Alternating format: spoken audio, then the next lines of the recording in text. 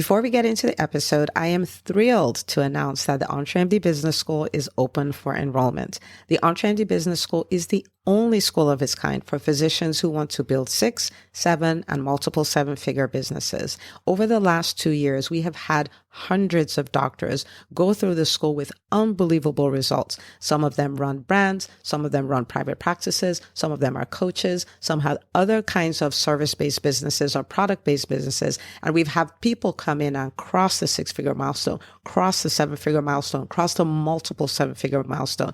You will be in a place where you'll get the coaching, the community, the accountability that you need to thrive as an entrepreneur, especially in the times that we're in. So maybe you've been following me for a while. Maybe you've been getting so much out of the EntreMD podcast and you've been wondering, how can I work with Dr. Una and the community more? Well, this is your chance. Come join us in the EntreMD Business School. It is application only. So go to entremd.com/business to turn in your application. I cannot tell you how many doctors have made statements like this. I recovered my investment in the first week. I recovered my investment in my bank account in the first 90 days. This is the best investment I've made in myself ever. I want you to have that kind of story, not just a story of building a great business that serves a lot and earns a lot, but having a business that gives you the freedom to live life on your terms. So don't wait any longer. entremd.com/business. And now for the episode. Hi, docs. Welcome to the EntreMD podcast, where it's all about helping amazing physicians just like you embrace entrepreneurship so you can have the freedom to live life and practice medicine on your terms. I'm your host, Dr. Una. Well, hello. Welcome back to another episode of the EntreMD podcast. And I have a treat for you because I have the Dr. Heather Stanley Christian in the room. And I'm so excited because we've tried to schedule this for a bit and I take full ownership of that, but we're here now. And she has a really powerful story, really powerful journey that I'm excited to share with you. So Dr. Heather, welcome to the show. Hello, Dr. Una. All right, so my smiling voice. I'm gonna give you a moment to introduce yourself to the listener so that they get to know why I'm so excited that you're here on the show today. Sure. So my name is Dr. Heather Stanley Christian, as Dr. Una alluded to. I am the founder and medical director of Unity Maternal Fetal Medicine Specialty. I help women with complications in their pregnancy to help them to achieve the best outcome that's possible for them. It's often not an easy journey. When it's bad, it can get horrible, but when it's good, it's oh so sweet. I left institutional medicine after, I think, years of frustration, basically trying to fit a square peg into a round hole. And after dabbling in different titles and being offered a seat at the table, but then being told to go sit in a corner, I decided, well, I might as well just go out and see what I can do on my own. Now, I am one of the more senior physicians. In fact, I'll date myself. I started med school when the last of the fee-for-service physicians bailed out of medicine and the HMO PPOs came in. So I am that cohort and that generation of physicians who didn't know anything outside of HMO, PPOs, working for hospitals, working for people. And yes, I take a little while to learn a thing, but I eventually learned that it really wasn't working for me. So I said, well, I'm going to hang out a shingle and see what happens, because that was old school thinking at that time. Unfortunately, about 4 months into my shingle hanging out, COVID hit, but we're still here. And so that's my story. Moving forward, we were making some progress, but it was uber slow.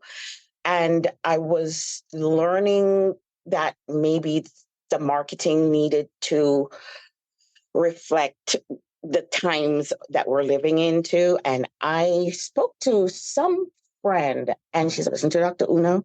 I'm like, no, who's she? So I went on and I found her podcast and I binged. And then I did the live last June. And then I was like, Dr. Una, you think this is for me? Because I kind of had all kinds of mindset drama, including the age thing. Because I was seeing a lot of younger looking people and not so many senior physicians. So I was just kind of wondering if I was out of my mind thinking about this. And I am so incredibly grateful that Dr. Una took the time to talk to me and that I listened to my inner voice, because I'm having fun and I'm seeing progress. And I mean, we could spend the next 2 hours espousing what the last year has meant for me, but I won't take over the show. Well, this is your spot today, and this is starting off really nicely. I think I want to continue from where you stopped, because I still remember that post in the Facebook group where you're like, okay, I was talking about the EntreMD Business School, and you're like, will this work for somebody like me? And I think I want you to take a moment and talk to the person who is like you, because now you're almost a year and a half out at this point, and they're now asking you, would this work for someone like me? So first of all, maybe help the audience understand what that means, someone like me, and then answer that question for that person. Well, I was just thinking the younger year and a half me would have had a completely different answer to that. I would say that if you're like me, I consider myself to be a person who, if you tell me I can't, I tend to say, watch me. My elementary school teacher told me I didn't have what it took to become a doctor. And I remember I was 8 or 9 at the time, and I was like, really? Watch this. And when I got my medical degree, I went back to that school. She never remembered what she said to me. Now, I'm going to give her the benefit of the doubt that she was using reverse psychology because she saw my potential and I wasn't living up to my potential.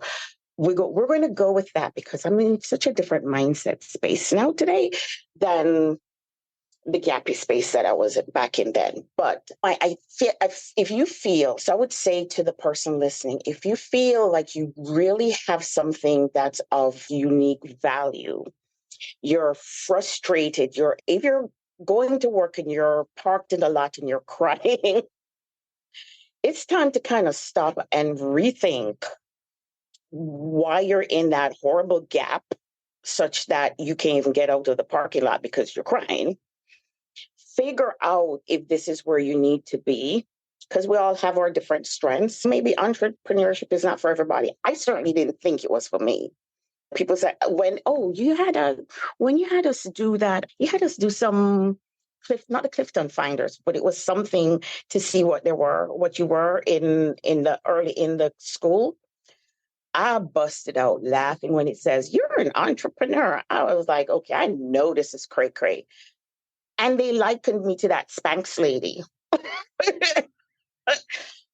It was then I said, okay, I need to explore that. So if you have a yen or something that you haven't explored, I think you owe it to yourself to explore it. And I like that, right? There's no pressure here. Explore it. Mm-hmm. What could that be, right? Mm-hmm. Correct. And so for you at this point, you're over a year into your journey, and everybody, you're in for a treat because she's had quite the journey. And when you think about it, I was reviewing your debrief post from the end of Q2, right? When we're looking at, okay, what are your Q2 wins and all of that. And it was so fun to see. I met my 3 goals. Like I met my 3 goals, 3 for 3. And that was so exciting. But I want to start from this point of, what do you think brought you to that point? And we're going to talk about the wins in a second, where you're really in this place where you're a goal crusher. You're a person who is doing the difficult things, but you're bringing these big shifts to your business and to your life. What are some of the things that you think are responsible for that? Categorically, the mindset shift without question, because you've really sort of assisted us with a lot of really great quality mindset books that forces a person, if you're really reading it and getting into it, it forces you to stop and take inventory at almost every point in time. And I won't say that I was arrogant enough to think that I'm a senior physician. You kind of feel like at a certain time, you kind of like, I figured it out.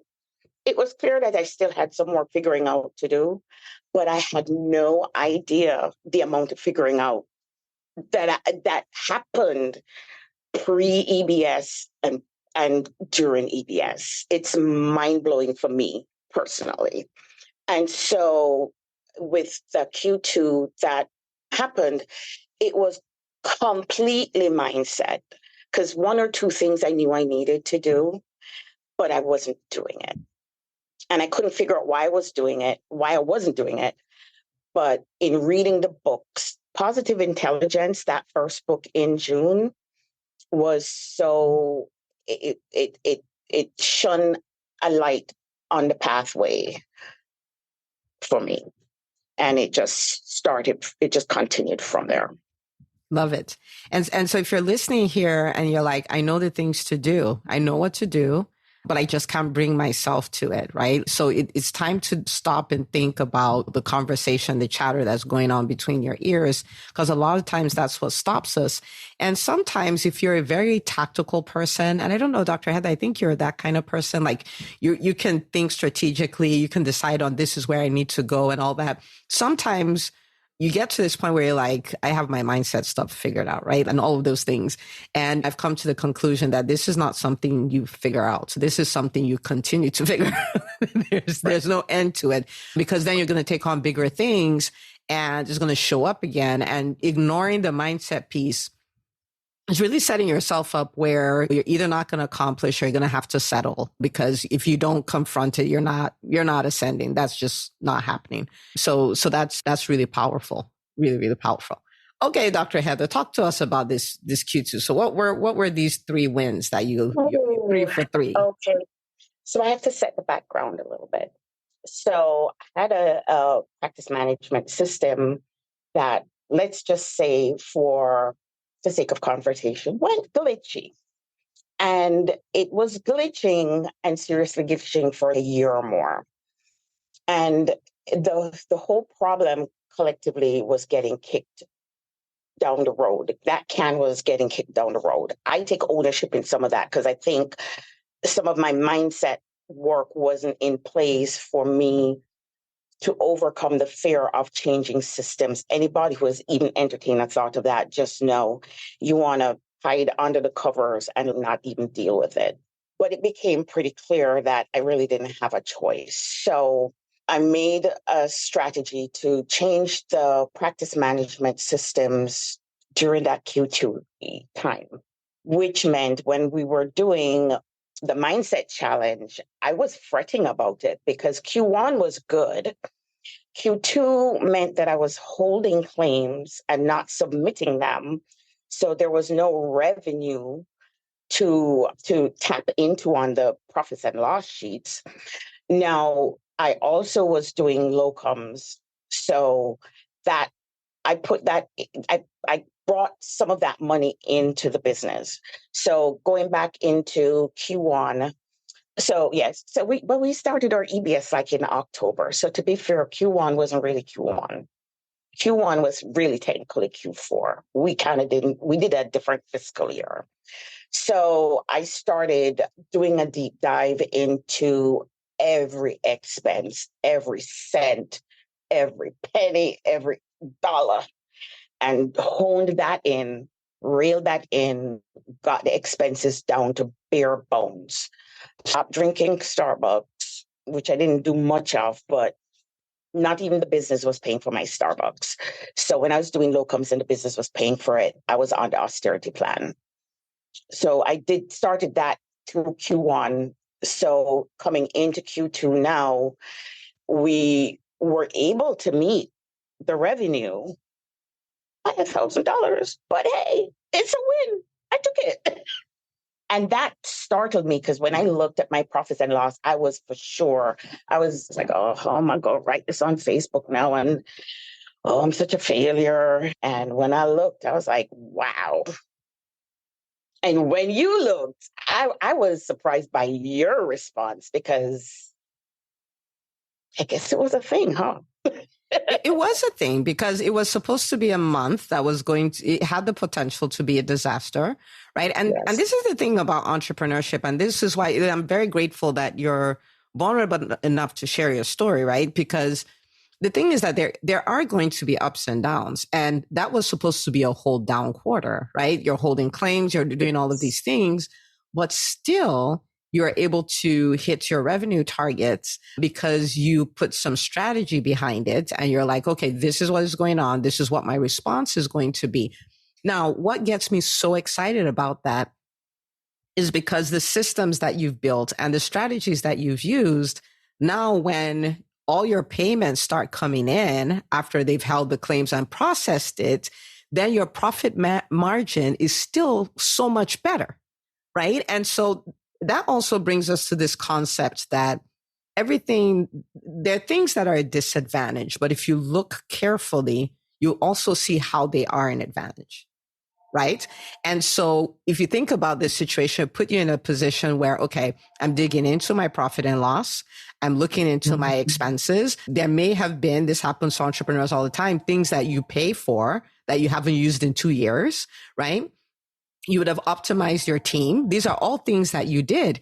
And guess what? When the claims start going, you don't go, oh, now we're back to this place, and you throw away all of those things. You have them to keep. So it was a disadvantage, quote unquote, in one quarter, and you still thrived in the midst of it. But then when everything settles, you have all of those things too. So the advantage is now your profit margin is so much better, so much healthier. And you built this muscle where when there are challenging times, I know I can respond to it and we'll be okay. Right? Such a key. Yes. And that I think of all of the tangibles, that my new or my improved response to wins in the depths of despair is so 180 degrees different than how I would have handled it before. My health, I've lost weight. I promise you, I would have gained every bit back, but I haven't. In fact, I'm still losing weight. Go figure. Go figure. That's mind blowing. That's even bigger than the revenue achievement. Yeah, I love it. I love it. That's great. I think the second one you talked about there was your team. I mean, which you've even taken into Q3 and done all kinds of wild things with. And this is an area of a huge struggle for entrepreneurs as a whole, right? Like, how do I find the team? How do I train the team? How do I build team culture?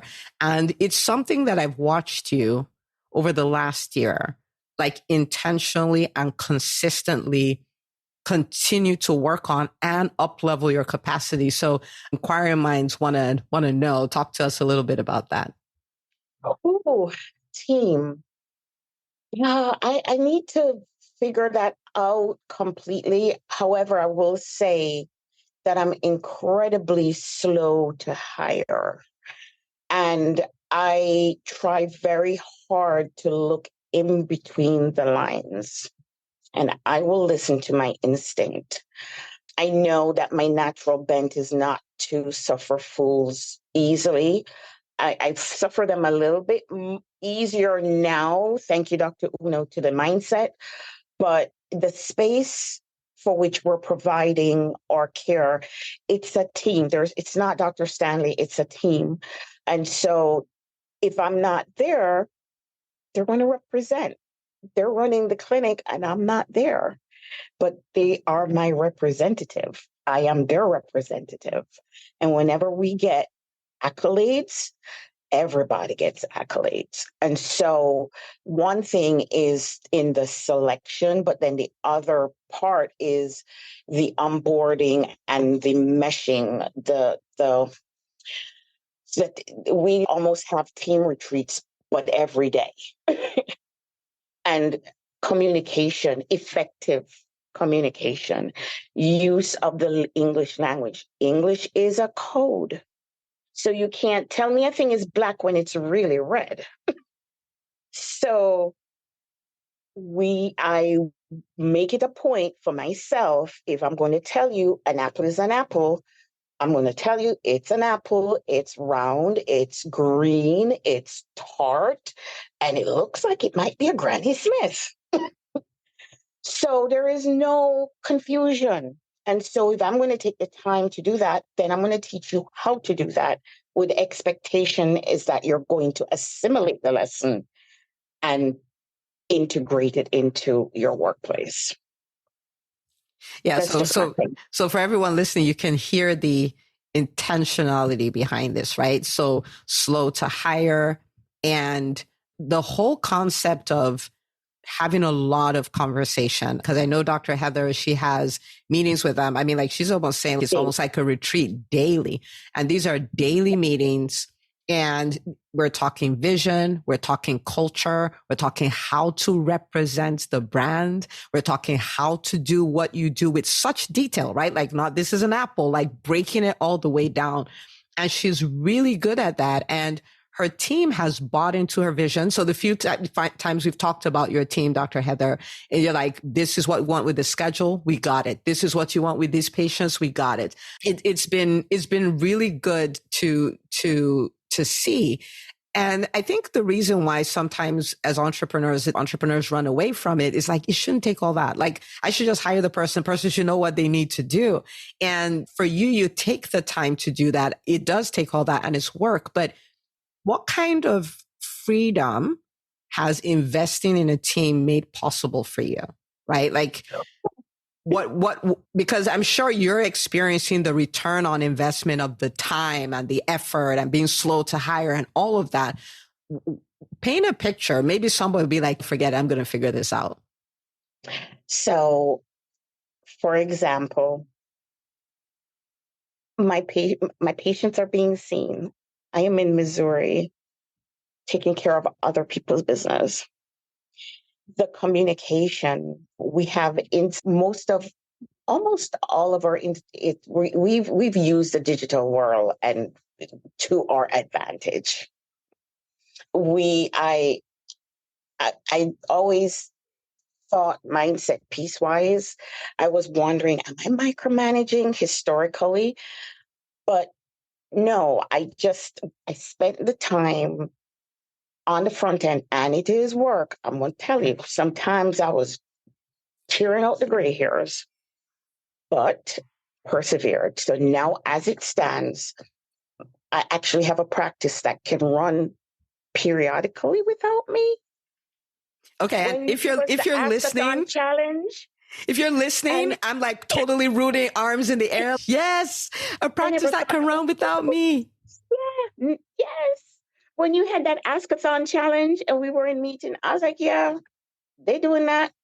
They're doing the marketing thing. We have a whole Excel spreadsheet system, They're coming up with ideas. I'm like, okay, let's hit these people who are not doing these things. They're coming to me before I even have the idea.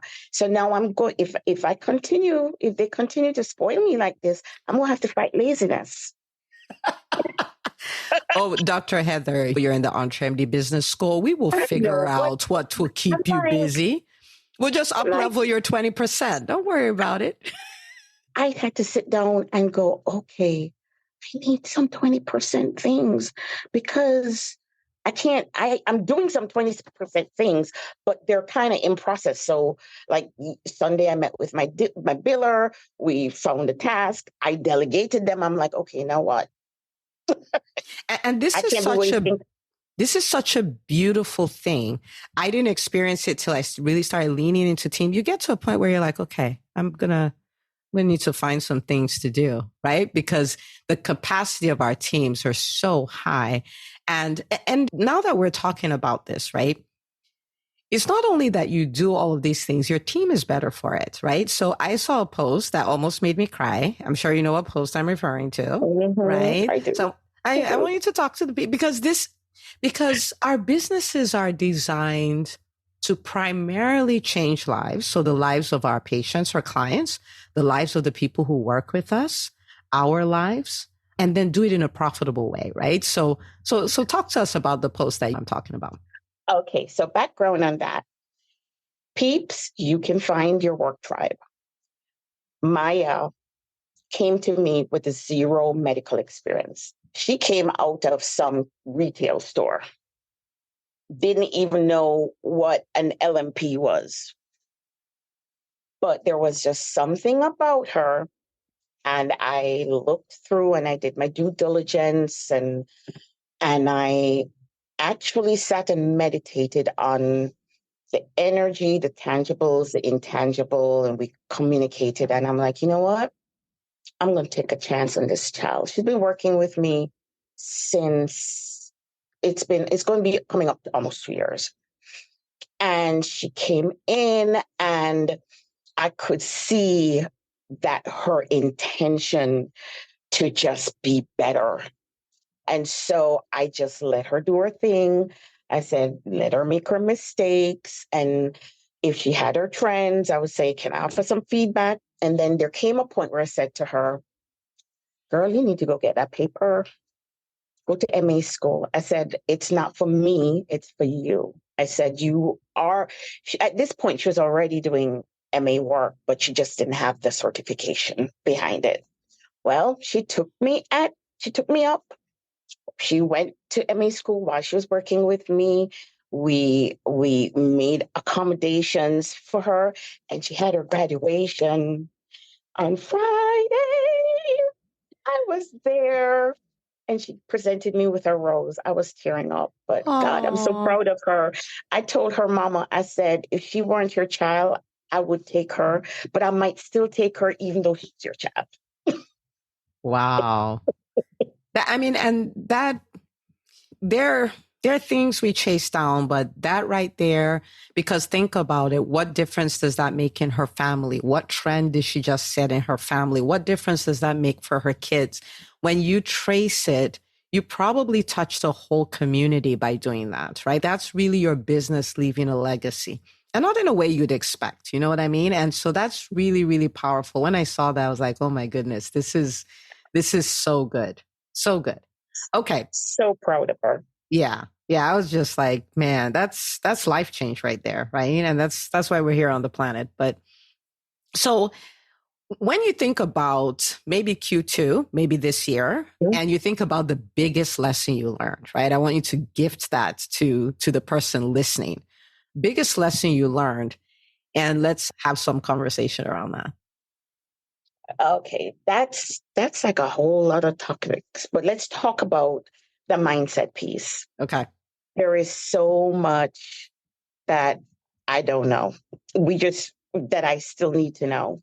The Maximum Achievement book, that's going to be my new, I don't want to say Bible, but it's going to be, and as I'm reading it, chapter 7 touched a raw nerve. And so I'm going to have to come back to it because it's unearthed for me so many things, like another layer of the onion. At this point, I don't think I'm ever going to reach the core of the onion, but there's plenty more to go.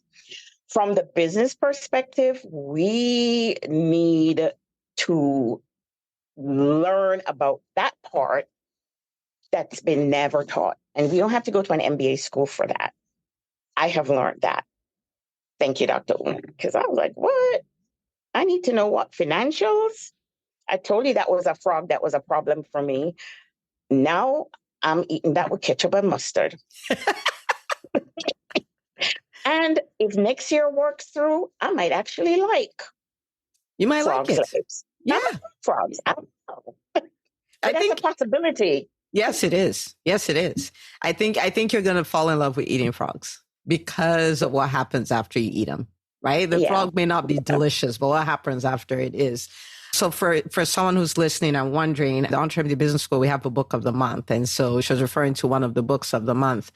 And really, I don't know if you can hear this in Dr. Heather's conversation, but there is a certain level of intentionality discipline, consistency around doing what is required, right? Like when I hear you talk about the mindset, it's not a haphazard. It's not, you're like, no, I read the book. There's this layer. I have to come back to this chapter. I need to work on this. There's a level of intentionality. And for me, I find it so inspiring because you are at a stage in your career where most people settle. I'm just going to wait, retire, go do my own thing. But it's so inspiring to watch you work on yourself that much. And the thing about, this is what I didn't want to learn. I didn't want to do with my business, look into financials and all of that. But I watched you week after week go, okay, I didn't want to. I was almost having nausea, but I went to look at the statements and I looked again and I had this meeting and I looked at my P&L. I think you talk about P&L in the school more than anybody else. Like when I think about it, I don't think anybody talks about P&L as much as you do. And that's I just want to give you that feedback that is very inspiring to watch because you're very intentional. You're very committed. You're like, it's like a bulldog to a bone. Like you're not going any, you know what I mean? Like we're going to figure this out. And that's a compliment, by the way. Like the bulldog, it looks the way it looks, but this is a compliment. But it's so good to see because it says, okay, to everybody else who's just starting out or in the middle of a career, what are you doing? You know what I mean? Yeah. And so that's beautiful to see. Really beautiful. Yeah. And that's the reason why you won the Dr. Rosemary Thomas Award. We have on Entrepreneurship Business School, we have a vision retreat once a year.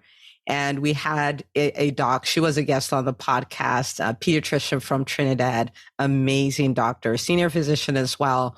And during the pandemic, it was just so inspiring to watch her, how she fought through that and made her practice work and was innovating in the midst of it. And unfortunately, we lost her to pancreatic cancer last year. And I always looked for a way to honor her memory. I was like, what would I do? And I was like, I'm going to create an award. And it's just to carry on that legacy of that attitude of resilience, and we're going to make this work, and we don't slow down, and we take challenges in stride. And, when it came that time, I couldn't think of someone better than you, Dr. Heather, to get that. Well, you surprised me. Nobody has ever surprised me because when you were talking about Dr. Rosemary, I was thinking about her. I was so blessed to have known her for that quarter before she left us. And the time that we were talking, I don't think I knew she was ill, but at some point I did. And as we were remembering her, I was actually crying and I almost missed my name because I was like, no, if I can be like Dr. Rosemary, I'm just going to be blunt. She was dying. She was dying weeks before, and she took the time to mentor me. I'm like, if I were having my last breaths, can I honestly say that I'm going to be talking to some stranger in the United States? That was her for you? That was her. That was her. So when you call my name, and that's why I fell out. I was like, okay, girl, get it together. I almost missed my name, but thank you so much. Now I feel that obligation to give, to walk that in her footsteps, which is another. I can do that. I'm going to do that because that is selfless, unconditional love for humankind. Yeah. That you can take your last breaths and be selfless. I mean, damn. Yeah, she was something. She was something, but thankfully she lives on, right? Like she lives on. I'm so glad you got to have that kind of meaningful interaction with her. I didn't even know that you got to do that. That's super powerful, super powerful. Okay. So people want to know, they want to be able to follow you. They want to know where they can find you. Some of them may be in Florida and they want to refer to you. Where can people find you? So our brick and mortar office is in Clermont, Florida.